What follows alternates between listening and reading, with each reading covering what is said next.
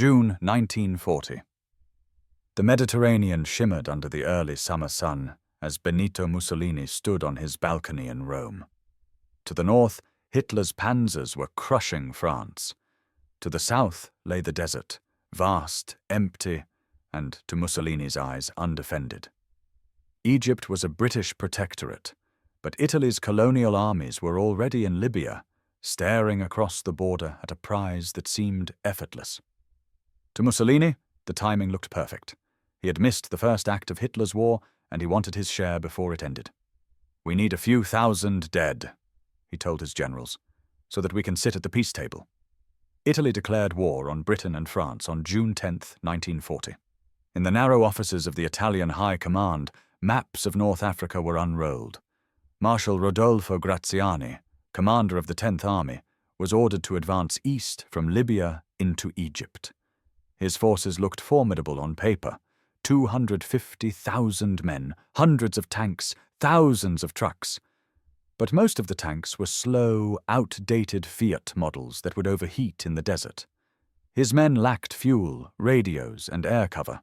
Across the border, Britain's Middle East commander, General Archibald Wavell, had barely 36,000 troops in Egypt. Many were Australians and Indians, dug in along the frontier near Mersa Matruh. Their mission wasn't to win, just to delay. Still, Mussolini's ambition outweighed any sense of caution. He saw Egypt as the soft underbelly of the British Empire, the path to the Suez Canal, and beyond it, the riches of the Middle East. Propaganda films in Rome showed Italian soldiers advancing across endless dunes while triumphant music swelled. The truth was far less glorious. When Graziani hesitated, citing lack of logistics, Mussolini berated him as cowardly. "The British are a decadent race," he declared. "Push them into the sea." In September 1940, the Italian 10th Army began its invasion of Egypt. Act 2. Into the sand. The Italian columns rolled east across the Libyan border under a blazing sun. The men were exhausted before they even reached the frontier. Few had desert training. Their trucks broke down by the hundreds. Supply convoys trailed miles behind. After a week, Graziani halted. His advance had covered only 60 miles before he stopped at a small Egyptian town called Sidi Barrani. He built fortified camps and waited for reinforcements. Mussolini, furious, demanded progress. But Graziani knew the truth. His army was stranded. His fuel depots were far behind in Tobruk and Benghazi. His men were dehydrated, and British reconnaissance planes shadowed them daily. Wavell, meanwhile, saw an opportunity. He had just received a new commander, Lieutenant General Richard O'Connor, quiet, methodical, and brilliant at maneuver warfare. O'Connor proposed a daring counterattack. Using the newly arrived Western Desert Force, only 30,000 men and a few hundred light tanks, he would strike the Italians at Sidi Barrani before they could dig in. On December 9, 1940, Operation Compass began. The British attack was swift and precise. Under cover of night, Commonwealth troops infiltrated the gaps between the Italian camps. When dawn came, artillery and tanks erupted from the desert like ghosts. The Italians were stunned. Their positions collapsed one by one. Thousands surrendered. O'Connor's advance turned into a rout. The Western Desert Force chased the Italians 500 miles west, capturing fortress after fortress. In just 8 weeks, the British destroyed 10 Italian divisions and captured 130,000 prisoners, more than 4 times their own number. London celebrated. Churchill called it one of the most remarkable military feats in history. But in Berlin, Adolf Hitler was alarmed. Italy's defeat in North Africa threatened to unravel his southern flank. If Egypt fell completely, Britain would control the Mediterranean. Hitler decided to intervene. Act 3. Rommel arrives. In February 1941, the German Afrika Korps landed in Tripoli. Its commander was a 49-year-old general named Erwin Rommel. To the men who served under him, he was charismatic, fearless, and unpredictable, a commander who would drive to the front lines himself and lead attacks from the turret of his tank. Rommel's orders were limited: stabilize the front and protect Tripoli. But he saw opportunity. Within weeks, he launched a counterattack that astonished both friend and foe. The British, stretched thin and redeploying forces to Greece, were caught off guard. The Afrika Korps advanced like lightning. Benghazi fell, then Derna, then Mekele. O'Connor, the man who had crushed the Italians, was captured. By April, British forces had retreated all the way to the Egyptian border. Only one position held firm: Tobruk. The siege of Tobruk became legendary. For 8 months, a garrison of Australian and British troops, 20,000 men, held out against relentless German and Italian assaults. The defenders called themselves the Rats of Tobruk, a name the German radio had intended as an insult. It became a badge of honor. Rommel tried again and again to break Tobruk's defenses, but the port city refused to fall. The Royal Navy and RAF supplied it by sea and air despite heavy losses. Rommel's logistics began to strain. His supply convoys from Italy were constantly harassed by British submarines and aircraft based on Malta, a tiny island that became the most bombed place on Earth. In the diaries of German officers, frustration grew. "We are fighting the desert as much as the British," one wrote. "Our tanks drown in sand, our engines choke on dust, and our fuel vanishes before we reach the battle." Through late 1941, the Desert War seesawed back and forth. The British launched Operation Crusader in November, relieving Tobruk and pushing Rommel back once more. But it was a costly, confused battle fought over hundreds of miles. Both sides learned hard lessons: that the desert devoured men and machines faster than any enemy. Act 4. Rommel's Gamble. By early 1942, the North African campaign had become a war of logistics. Whoever could supply their army across the endless desert would control the front. Rommel received reinforcements: new Panzer III and IV tanks, better anti-tank guns, and fresh Italian divisions. The British, now under General Claude Auchinleck, rebuilt their strength after the losses of Crusader. In January 1942, Rommel struck again. In a whirlwind offensive, he captured Benghazi and drove east, once again besieging Tobruk. This time, his assault succeeded. On June 21st, Tobruk fell. 33,000 Allied troops were captured. Churchill, who had flown to Cairo just days before, was devastated. "Defeat is one thing," he told reporters. "Disgrace is another." For Mussolini, Tobruk's fall was the vindication he had long awaited. He prepared to fly to Libya to witness the triumph personally, dreaming of parading through Cairo within weeks. Rommel had other ideas. Instead of waiting, he pushed forward, straight into Egypt. His forces were exhausted, his supply lines stretched, but he sensed the British were near collapse. In the blistering heat of June and July 1942, the Axis advance thundered across the desert.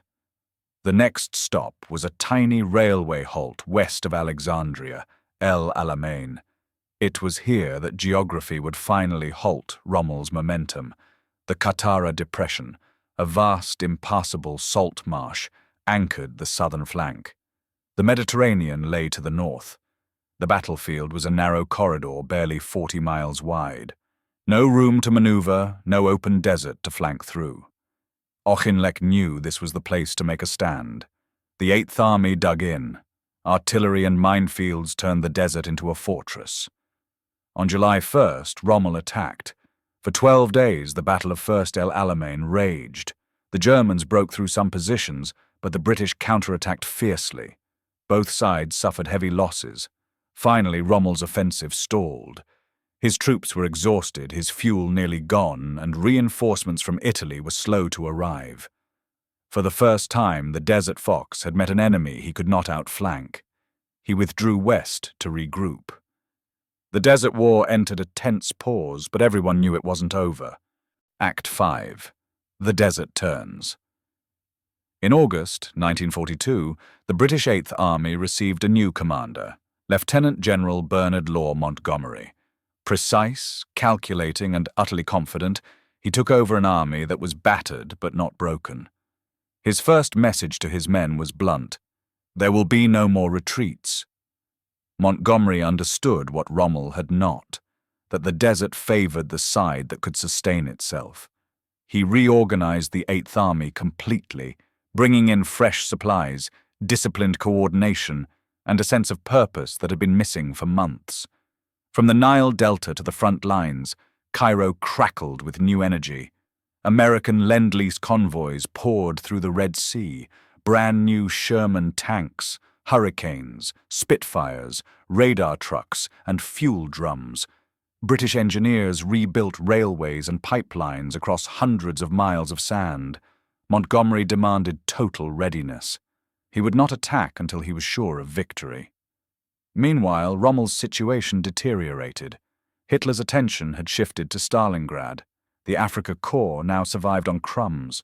Supply convoys from Italy were slaughtered by Allied aircraft based on Malta, whose garrison had finally turned the tide of the Mediterranean. Fuel that left Naples often never reached the front.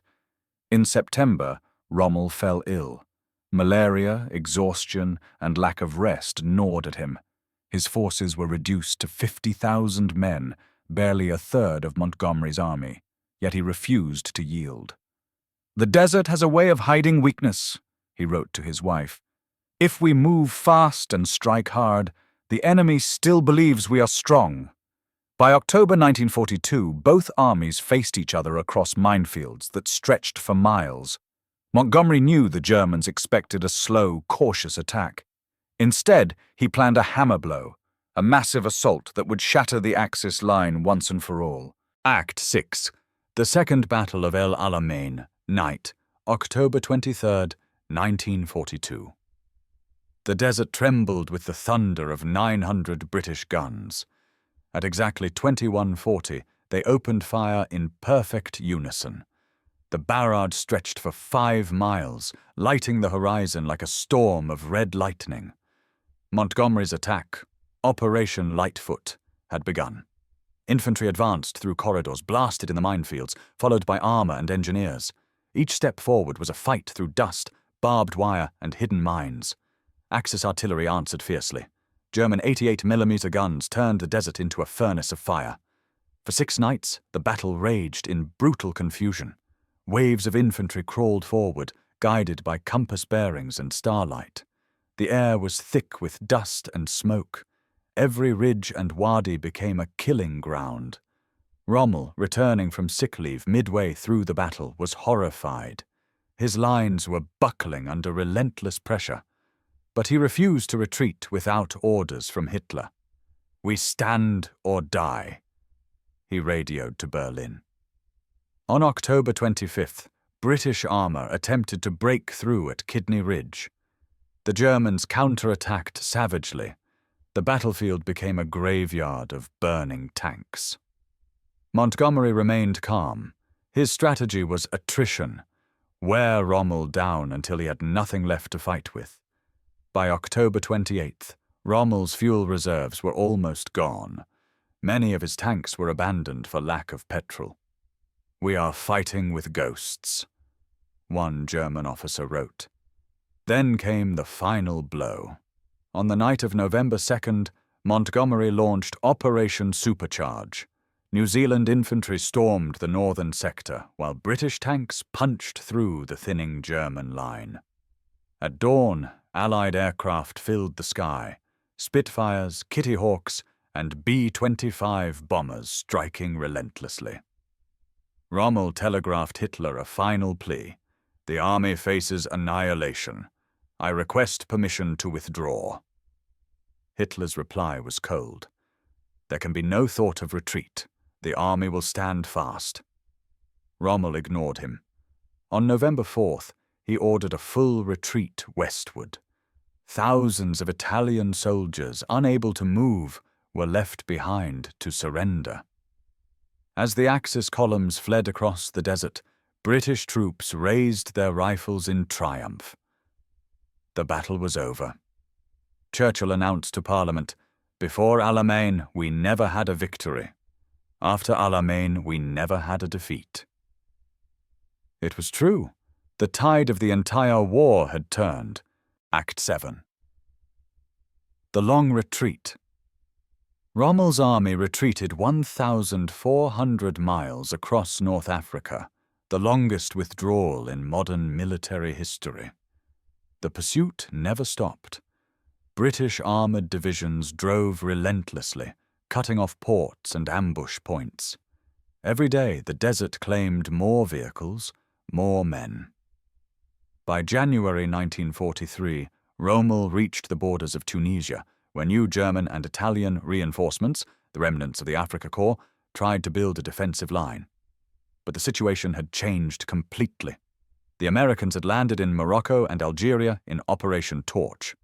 For the first time, the Axis were trapped between two Allied armies. Rommel fought a series of desperate delaying actions through the early months of 1943. At Kasserine Pass in February, his veterans inflicted a harsh lesson on the inexperienced Americans, but it was only a reprieve. Allied logistics, air power, and manpower were overwhelming. Fuel shortages crippled every plan. Even the vaunted German tanks could move only a few miles a day. Allied air superiority turned every daylight movement into a gamble with death. By May, the Axis position was hopeless. Surrounded and outnumbered, the remnants of the Africa Corps surrendered near Tunis. Over 250,000 German and Italian troops laid down their arms, the same number captured at Stalingrad only months before. The Mediterranean was now an Allied lake. Epilogue. The desert's legacy. When the guns finally fell silent, North Africa lay littered with the wreckage of empires. The desert had humbled them all. Italian ambition, German daring, and British pride. For Italy, the dream of empire was finished. Mussolini's armies, once promised easy victory, had been destroyed. Within 2 years, Italy itself would collapse under Allied invasion. For Germany, the loss of North Africa was more than territory. It was the loss of illusion. The myth of invincibility that had carried Rommel's name across the world evaporated in the sands of El Alamein. Hitler's decision to forbid retreat had condemned thousands, and his obsession with prestige over strategy had revealed the rot inside the Nazi war machine. For Britain and the Commonwealth, Alamein was redemption. It restored morale after years of defeat and proved that disciplined organization could defeat even the most brilliant opponent. For the first time, the Allies had momentum, and they would never lose it again. And for the desert itself, that endless, burning expanse stretching from the Nile to the Atlas Mountains, it had become the proving ground of modern warfare. The tactics refined there, mobility, combined arms, air-ground coordination, would shape every campaign that followed, from Normandy to the Persian Gulf. In the end, the North African campaign wasn't about sand or oil or empire. It was about endurance. The armies that learned to adapt survived. Those that clung to pride perished.